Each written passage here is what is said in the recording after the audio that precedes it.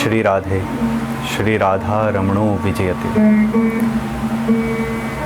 एक अपूर्व और एक आनंदमय दिन, स्वयं भगवान के प्राकट्य का दिवस, आनंदमय भगवान के, आनंद कंद भगवान के प्राकट्य का दिवस। इस पे कुछ महत्वपूर्ण चर्चा आप सभी के समक्ष करना चाहता हूँ। सबसे पहले तो कि कृष्ण जो स्वयं भगवान हैं, इसकी पुष्टता, इसकी सत्यता स्वयं वेद भगवान करते हैं। और उन्हीं वेदों में कहा गया है कि कृष्णस्तु भगवान स्वयं, कोई सामान्य नहीं है। कृष्णस्तु भगवान स्वयं, स्वयं भगवान है। और अगर ये हम जान लें कि स्वयं भगवान है, तो फिर उसके, मुझे नहीं लगता कि उसके बाद या उसके बाद कुछ मानने को, कुछ जानने को रह जाता है। इतना जान ले कि सिर्फ कृष्ण भगवान हैं, उसके बाद फिर सब बातें व्यर्थ हैं। और महाराज, सबसे पहले तो कि भगवान क्यों हैं।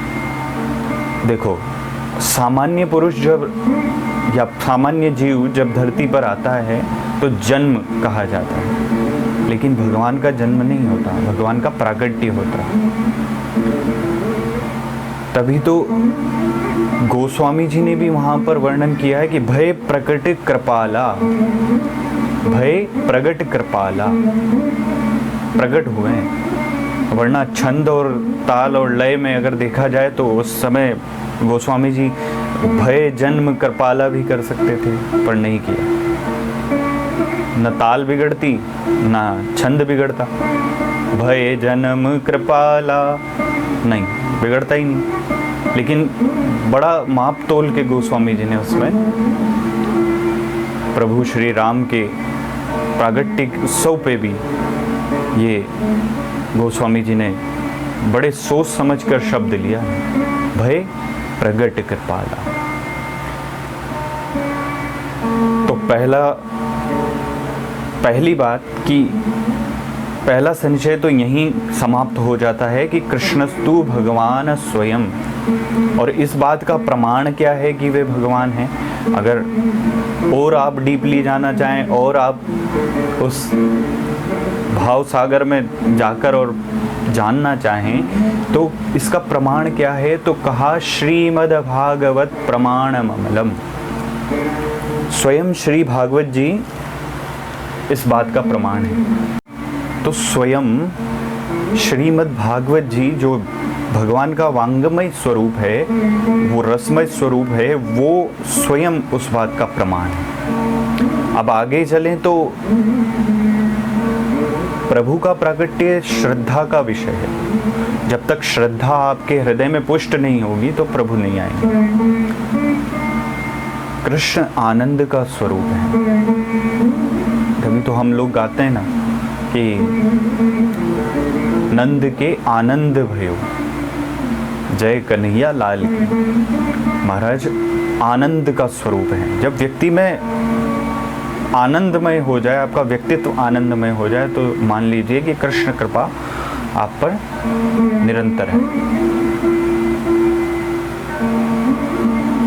राम जी में और कृष्ण में, भगवान श्री कृष्ण और भगवान श्री राम में यही अंतर है कि आपका व्यक्तित्व अगर धर्ममय बनता है, व्यक्तित्व धर्ममय हो तो श्री राम की कृपा है, और व्यक्तित्व आनंदमय हो जाए तो भगवान श्री कृष्ण की कृपा है। अब प्रभु आए कब, प्रभु पधारे कब? भाद्रपद की अष्टमी को।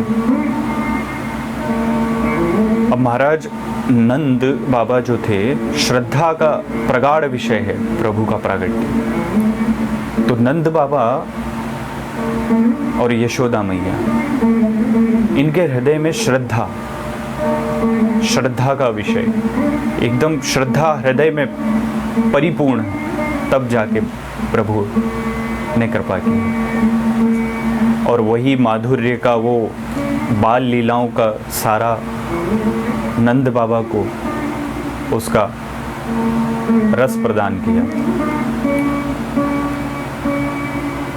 जब जन्म से प्रभु के प्राकट्य से पूर्व जब मानव रूप में जब जन्म लेने वाले थे प्रभु इस देह धरा पर, तो महाराज उस समय नंद बाबा जब एक दिन प्रातः यमुना जी को स्नान करने जा रहे थे, तो स्नान करके लौट ही रहे थे कि देखते हैं कि इतने सारे विप्र,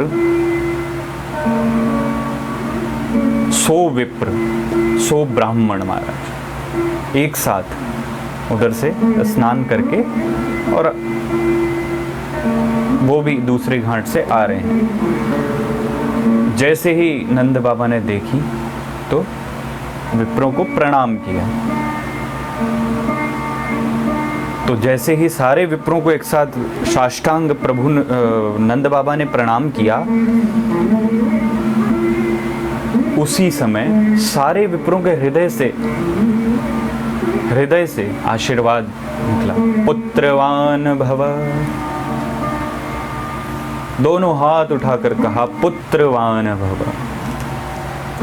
तो महाराज उस समय नंद बाबा ने सोची कि पहले तो ऐसा ये आश्चर्यचकित करने वाला पल था, क्योंकि पहले ऐसा कभी नहीं हुआ, और फिर कोई मंत्रणा नहीं हुई, कोई बातचीत नहीं हुई आपस में, और सभी के हृदय में एक ही भाव और एक ही स्वर से बोले।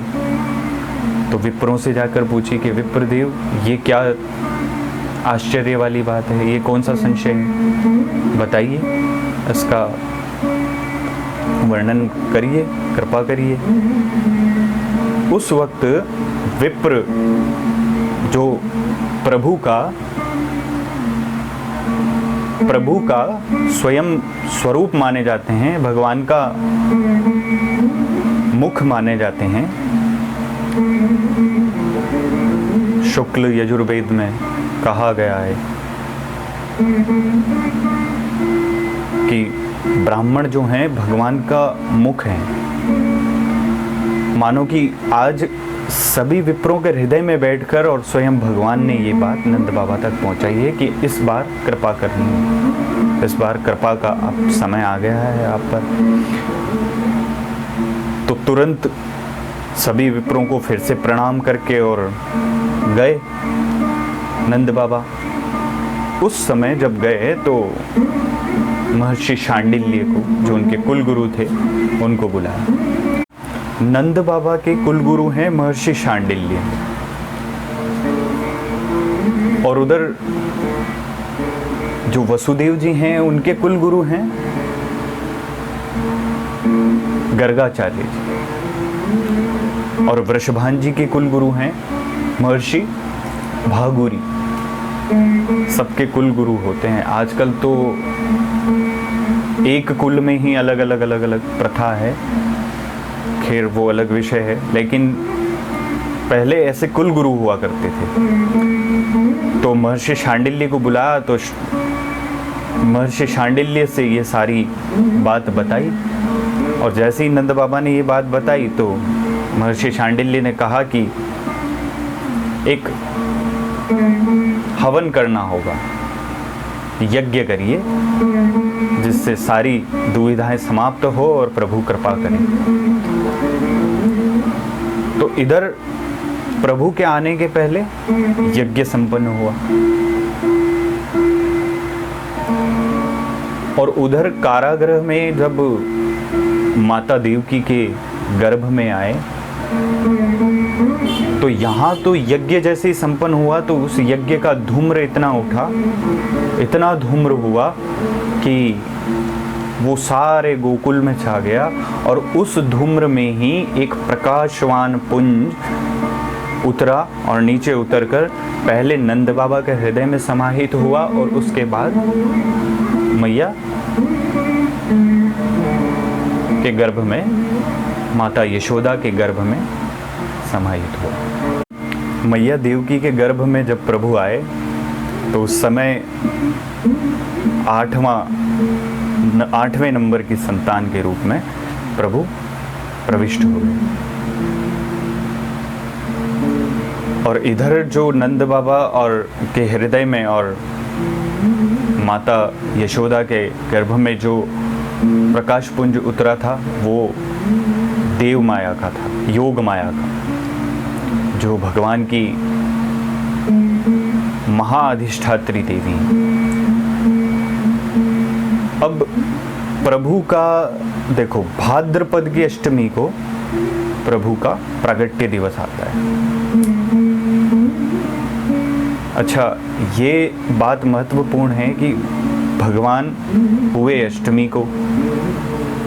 आज भी आप अगर परिक्रमा देने जाएं गोवर्धन की, तो गिरिराज गोवर्धन की परिक्रमा जब आप देंगे तो 8 बनता है, अष्टम। इधर भगवान जब आए थे तो उसके बाद उनकी जो स्वयं अष्टमी जो आई हैं वो भी राधा अष्टमी को आई हैं, स्वयं राधा जी अष्टमी को आई हैं। तो ये 8 अंक बड़ा मुख्य है, प्रधान है। सखा 8, सखियां 8, किंकरियां 8, मंजरियां 8 और महाराज पटरानियां भी 8। तो ये 8 क्यों मुख्य है? ये स्वयं भगवान को योगेश्वर सिद्ध करता है, ये 8, क्योंकि योग के प्रधान अंग हैं 8, योग के अंग हैं 8 और योगेश्वर अपने 8 अंगों के साथ, अपनी पत्नियों के सहित 8 अंगों के साथ चलते हैं जहाँ पर भी जाते हैं। तो ये स्वरूप भगवान का है, इसीलिए अष्टमी तिथि प्रभु के प्रागट्य दिवस के रूप में हम मनाते हैं और उसी समय उनका प्रागट्य हुआ। और इधर दशम स्कंध में 18 श्लोकों में नंदोत्सव मनाया गया हमारा। प्रेम से कहिए श्री राधे। अब 18 श्लोकों का अर्थ तो ये हुआ कि जो स्वयं भागवत जी के 18,000 श्लोक हैं, मानो कि सबका सार वो नंदोत्सव है। उसका एक भाव संतों ने लगाया कि जो 17 पुराण हैं वो मिलकर स्वयं श्री भगवान के प्राकट्य उत्सव का आनंद मना रहे हैं, इसीलिए 18 श्लोकों में 18 रूप में मूर्तिवंत होकर और दशम स्कंद में विराजमान है। इसीलिए प्राण जो है भागवत जी का वांगमय स्वरूप का कहा गया है दशम स्कंद। और महाराज नंद बाबा के कृष्ण और यशोदा मैया के कृष्ण और इधर देवकी और वसुदेव जी के कृष्ण, इनमें इसी प्रकार से भेद है कि उधर रस लीला है, उधर बाल लीला से रस प्रदान माधुर्य देने के लिए, ममत्व देने के लिए उधर बाल लीला की। और इधर जब आप ज्ञान के विषय में, ज्ञान क्षेत्र में बढ़ेंगे तो 8, ये अष्टमी इसलिए भी चुनी गई कि जो 8 है वो 8 अंक गोलोक के 8 द्वार हैं, 7 द्वार हैं और 7वें के बाद 8वें कक्ष में प्रभु स्वयं विराजमान रहते हैं। तो उन 7 द्वारों को तोड़कर, उन 7 द्वारों पे विजय प्राप्त करके फिर प्रभु के पास जाया जा सकता है। इसीलिए जो 7 संतानें हुई वो वंश वृद्धि के लिए नहीं हुई, ना वंश वृद्धि के लिए हुई, ना ये काम वांछा की वृद्धि के लिए हुई। मानो कि क्योंकि वो तो जैसे जैसे संतान होती जाती तो कंस को समर्पित की जाती, सौंपी जाती है इसको। और महाराज मानो कि उन 7 संतानों के रूप में मैया ने अपने, ये एक तप है, अपने 7 संतानों के रूप में अपनी 7 ग्रंथियों को, 7 द्वारों को का विच्छेद करके और प्रभु के आने को का मार्ग सुगम किया।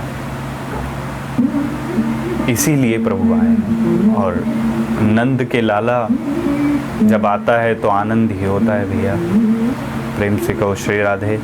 तो जब नंद बाबा के यहाँ प्रभु पधारे तो नंदस्तात्मज उत्पन्ने जातः लादो महामना आहूय विप्रान वेदज्ञान स्नात शुचिर अलंकृत। तो एक बार पुनः सभी को प्रभु के प्राकट्य अष्टमी की बहुत बहुत बधाई, मंगल बधाई। जय श्री कृष्ण।